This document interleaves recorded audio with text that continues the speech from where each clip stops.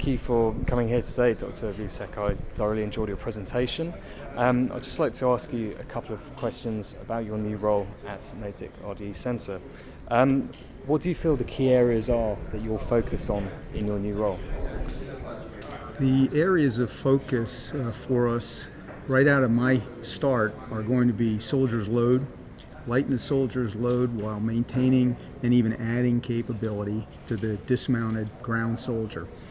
And we're looking at combinations of technology solutions, we're looking at improving human performance, and we're looking at understanding the effects of loads so you can put that toward mission planning and tailoring loads for the environment and the mission that the soldiers have got to do.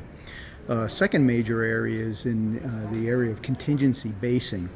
And this is taking new technologies and applying them to combat outposts, which are very discrete entities that provide safe haven for soldiers when they're out in very austere environments conducting missions and engaging populations. And what improvements will you bring in your new role to an already highly performing NATICK RDE Center? That's a good question, and in part, some of which I'll have to answer at a little bit later date since I'm only 17 days on the job. But I do know the organization fairly well, and one of the areas that I'm going to focus on is to bring innovation into our processes and deliver to our products.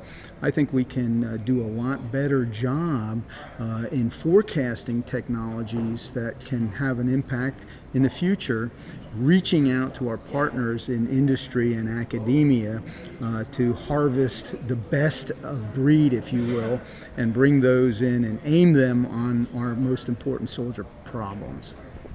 And finally, how will the end user benefit, perhaps the 2 or maybe 3 key benefits that the soldier will derive from the improvements and from the areas of focus that you've just talked about?